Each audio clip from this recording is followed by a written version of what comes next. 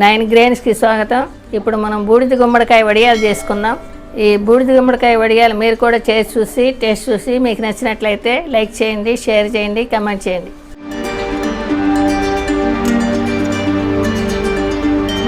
బూడిద గుమ్మడికాయ కడిగి తెచ్చుకున్నానండి. ఈ బూడిద పోయేలా గట్టిగా తుడుచుకుందాం. ఇట్లా రుద్దితే పోతుంది తడిగుడ్డతో. మొత్తం బూడిద తుడుచుకున్నానండి. ఇప్పుడు కట్ చేసుకుందాం.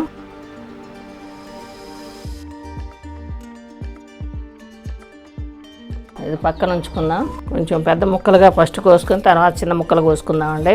ఈ విధంగా పెద్ద పెద్ద ముక్కలు కోసుకున్నామండి. ఇప్పుడు సన్నగా కట్ చేసుకుందాం. ఇలాగ సన్నగా దొరుకుందామండి. మొత్తం ఈ విధంగా సన్నగా కట్ చేసుకుందామండి. ఇట్లా సన్న ముక్కలుగా కోసుకున్నానండి అన్ని. ఈ గిన్నెతో 4 గిన్నెలు ముక్కలు అయినాయండి. ఇప్పుడు ఇదే గిన్నెతో సగం పప్పు తీసుకుందాం. 8 వంతులు ముక్కలు అయితే 1 వంతు పప్పు తీసుకోవాలండి. అందుకని ఇదే గిన్నెతో సగం పప్పు తీసుకుందాం. గిన్నెలో సగం మినపప్పు తీసుకుంటున్నాను. 2 సార్లు కడిగి నానబెట్టేసుకుందాం.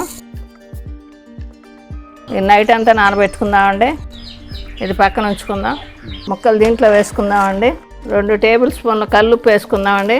1 టేబుల్ స్పూన్ పసుపు వేసుకుందామండి. ఇది మొత్తం కలిసిపోయేలా పిసుక్కుందామండి. ఈ గిన్నెలో వేసి మూత పెట్టుకుందామండి. ఇప్పుడు ఉప్పు పసుపు వేసాం కదా, నీరంతా బయటకు వస్తుంది. ఇప్పుడు కాస్త పిండి గుడ్లో వేసి వడగట్టుకుందాం. 1 గంట మూత పెట్టి ఉంచుకుందాం. 1 గంట నానిందండి. ఇట్లా పిండి గుడ్లో వేసుకుందామండి. ఎంత జ్యూస్ వచ్చిందండి. ఇది పారబోసుకుందాం. దీంట్లో కూడా ఇంకా ఉంటుంది నీరు, అది కూడా పిండుకోవటానికి ట్రై చేద్దాం.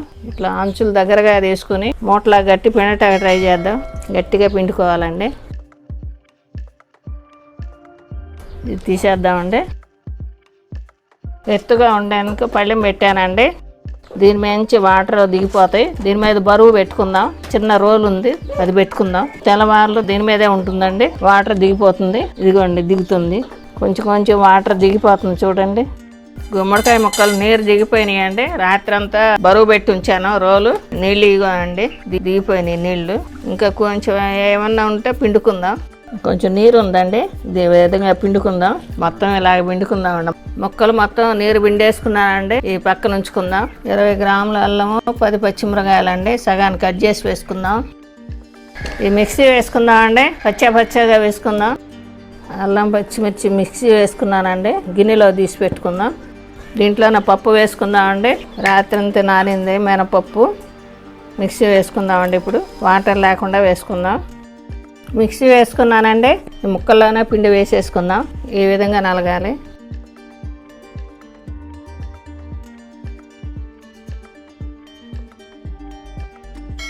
మిగతాది కూడా ఇదే విధంగా వేసుకుందామండి. పిండి మిక్సీ పట్టుకోవడం అయిపోయిందండి. ఇది కూడా వేసేసుకుందాం. మిక్సీ పట్టుకునేటప్పుడు గ్రైండర్ చేసుకునేటప్పుడు పిండి మరీ గట్టిగా ఉంటే మెత్తగా నలిగేందుకు 1 టేబుల్ స్పూన్ వాటర్ వదిలితే చాలు. మరీ ఎక్కువ వేయకూడదు. ఇలా ఉండాలండి. మిక్సీ వేసుకున్న అల్లం పచ్చిమిర్చి వేసుకుందామండి. కారం చూసుకుని మళ్ళీ ఇది కూడా వేసుకుందాం. చాలకపోతే 1 టేబుల్ స్పూన్ జీలకర్ర వేసుకుందామండి. మిక్స్ చేసుకుందామండి. ఇప్పుడు సాల్ట్ ఆల్రెడీ ముక్కల్లో వేసామండి. చాలకపోతే కలిపిన తర్వాత చూసుకుని వేసుకుందాం. ఉప్పు చూసుకుందామండి. ఇది 1 టీ స్పూన్ సాల్ట్ వేసుకుందామండి. ముక్కల్లో వేసిన సాల్ట్ చాలలేదండి. పచ్చిమిర్చి అల్లం పేస్ట్ కూడా వేసేసుకుందాం. చాలలేదు కారం. కలపటం అయిపోయిందండి. ఇప్పుడు వడియాలు పట్టుకుందాం. ఫస్ట్ తడిసేయి చేసుకోవాలండి. తడిసేయి చేసుకుని చిన్న నిమ్మకాయ అంత ఉండలు చేసుకుందామండి. ఇలా ఇటు పెట్టి కొంచెం ఇలా నొక్కుదామండి. సరిపోతుంది.